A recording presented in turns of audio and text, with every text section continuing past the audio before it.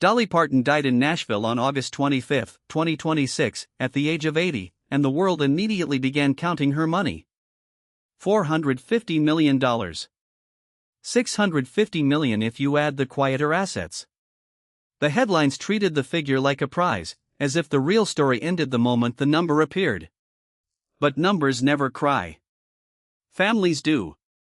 Behind every rhinestone and every chart-topping song sat a woman who built an empire the long way, and now the people who actually shared her table are left holding both the fortune and the silence she left behind.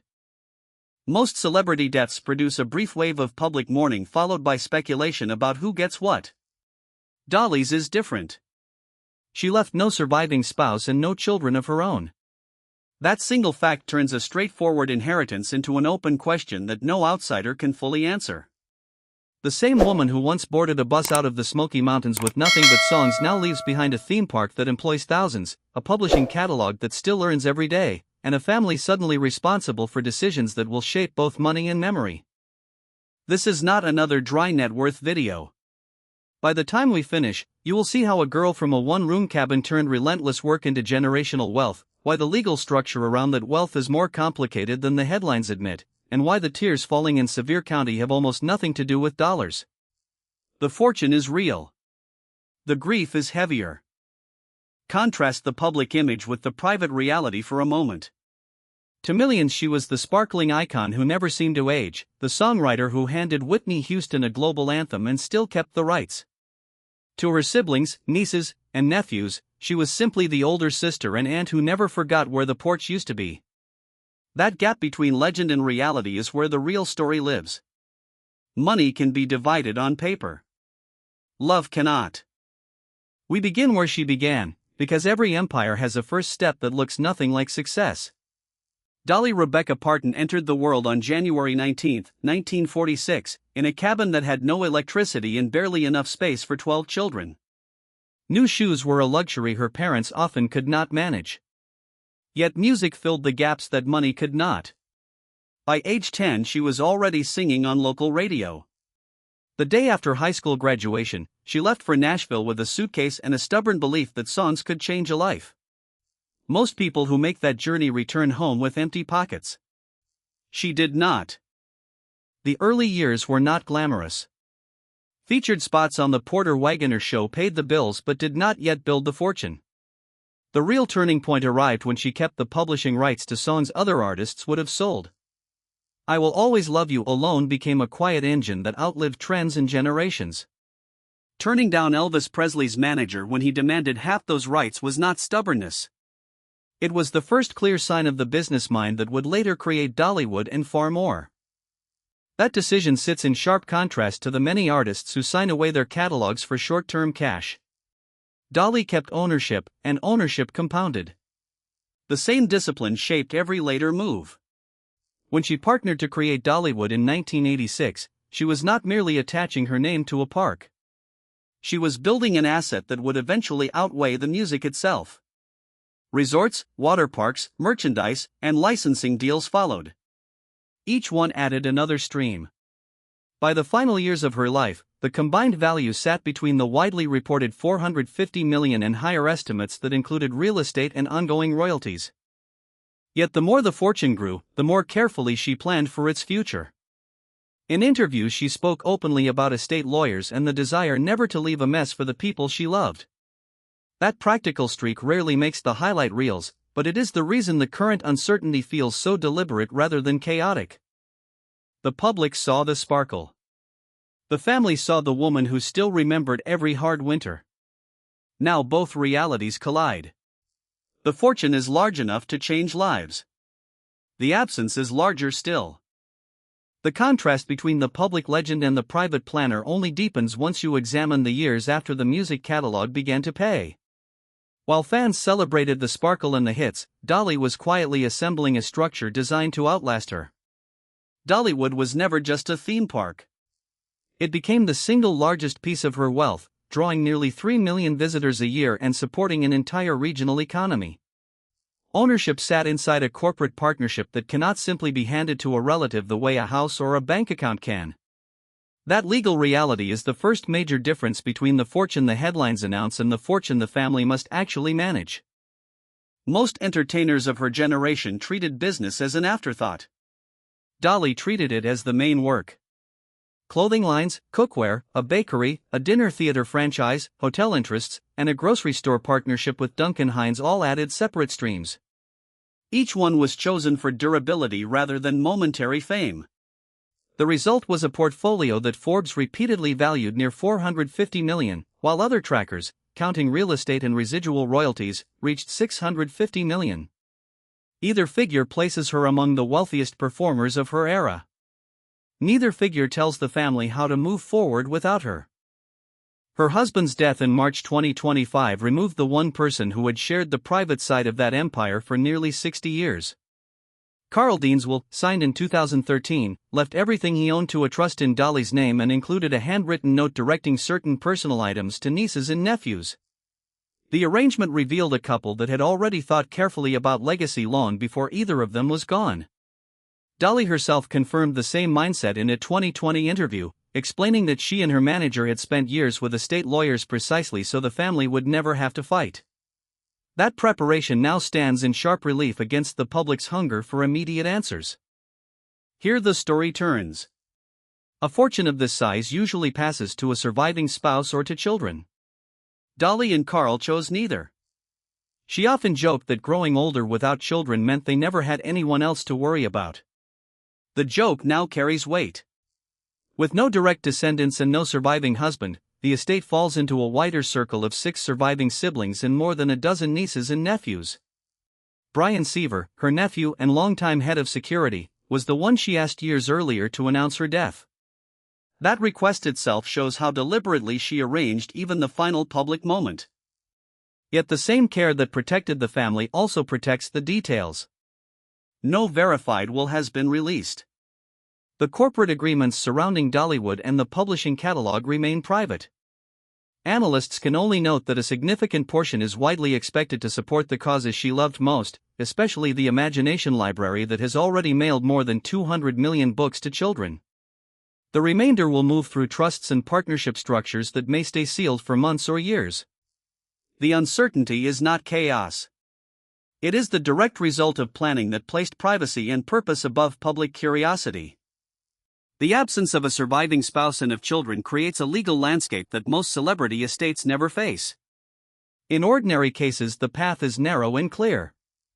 Here the path widens into an extended family that is both large and tightly bound by decades of shared history.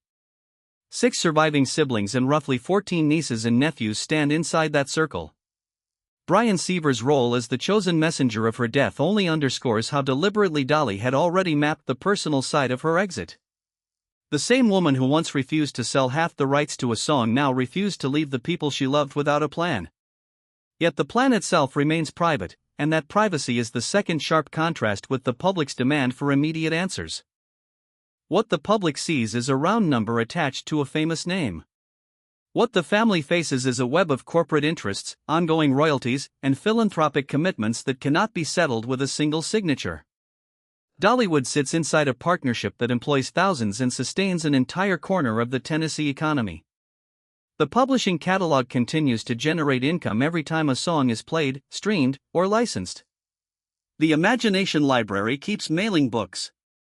Each of these assets carries its own legal framework. Transferring them is not the same as transferring a house or a bank account. The difference between liquid wealth and structured wealth is the difference between a headline and a years-long process. That structural reality collides with raw emotion. 17 months after Carl Dean's death, the same family is absorbing the loss of Dolly herself. Stella Parton had already spoken publicly about grieving her brother-in-law and another sibling. Now the weight falls again. The video message Brian Seaver delivered was not a polished press release. It was a man who had spent more than 20 years protecting his aunt, admitting that the honor she gave him arrived mixed with heartbreak he had never fully imagined. He reassured fans that Dolly had been reunited with Carl and with the parents and siblings who went before her. The words were meant to comfort the public. They also revealed how completely the private world had been rearranged. Industry tributes arrived within hours. Musicians who had known her for decades and younger artists who grew up on her records described the same qualities the family already knew by heart: generosity toward other writers, a willingness to open doors, and an insistence on keeping the work honest. Networks cleared airtime for retrospectives. A primetime special was announced. For the relatives still sorting through personal belongings and legal documents, the global outpouring has been described as both a comfort and an added pressure. The world mourns a legend. They mourn the woman who once shared the same crowded cabin and later made sure the younger ones always had a place at her table. The fortune will eventually move according to the documents she signed. The space she occupied at that table cannot be filled by any document. That is the contrast the family lives with now, and it is the part of the story no valuation can capture. The scale of what remains is almost impossible to hold in a single frame. A theme park that welcomes nearly 3 million people a year, a catalog that still earns every time a song is played anywhere in the world, and a literacy program that has already placed more than 200 million books into the hands of children who will never meet the woman who started it. These are not abstract assets. They are living systems that continue to operate while the family absorbs a second major loss in less than 2 years. The contrast is stark. The public sees continuity. The people who shared her blood see an empty chair that no amount of ongoing revenue can occupy. That emptiness is sharpened by the very success she achieved. Most families who lose a central figure are left with memories and ordinary possessions. This family is left with memories, ordinary possessions, and the responsibility for institutions that touch thousands of employees and millions of readers. The practical work of stewardship arrives at the same moment as the private work of mourning. One does not wait for the other to finish. Brian Seaver's video message captured the collision in real time. Pride at being trusted with the announcement sat beside the sudden weight of delivering it. The same mixture now settles over every decision that must be made about trusts, partnerships, and the quieter personal items Carldine once listed in a handwritten note. Public tributes have poured in from every corner of the industry, each one sincere and each one another a reminder of the distance between the legend and the relative. Television specials and music video marathons keep her voice in the air. Politicians and fellow artists speak of generosity and perseverance. For the siblings and nieces and nephews, those words arrive as both comfort and echo.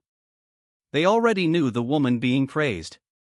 They are the ones who watched her keep the porch light on for the younger ones long after the cabin was far behind. The global chorus does not lessen the private silence. It simply surrounds it. Legal uncertainty adds another layer.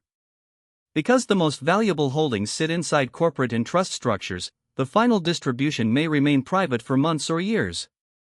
That delay is not evidence of conflict. It is the direct result of the careful planning Dolly spoke about while she was still alive. She wanted no public fight. The cost of that privacy is that outsiders, and even some extended relatives, must wait for clarity while the emotional accounting continues without pause. The fortune is large enough to secure futures. The absence is large enough to redefine the present. In the end, the numbers will settle into whatever form the documents prescribe. The imagination library will keep mailing books. Dollywood will keep opening its gates. The songs will keep finding new listeners. None of those facts changes the simpler truth carried by the people who called her sister and aunt. The space she held at the table cannot be valued by Forbes or transferred by will. That space is the part of the inheritance that no one else can claim and that no amount of money can replace. The final accounting is not the one printed in financial magazines. It is the one taking place in living rooms and on porches where the same stories that once filled a one-room cabin are now told without the woman who lived them longest. $450 million, or $650 million, depending on the valuation, will eventually move according to the documents she prepared. Trusts will transfer. Partnerships will continue. The imagination library will keep its quiet daily work of placing books into the hands of children who will grow up never having seen her perform. Those outcomes are already set in motion. What cannot be set in motion is the return of the person who made the outcomes possible. That is the lasting contrast. The public receives a completed legend, the mountain girl who kept her publishing rights, built a park that anchors an entire region, and gave away money almost as quickly as she earned it. The family receives the unfinished conversation, the empty place at the table, and the sudden responsibility for institutions that were once simply Dolly's projects. One inheritance is measurable and will be reported. The other is immeasurable and will be carried in private for the rest of their lives. 17 months separated the loss of Carl Dean from the loss of Dolly herself. In that short span, the same circle of siblings, nieces, and nephews has had to absorb two absences that reordered both daily life and long-term duty. The planning she insisted upon years earlier has protected them from public conflict. It has not protected them from the weight of stewardship arriving at the same moment as grief.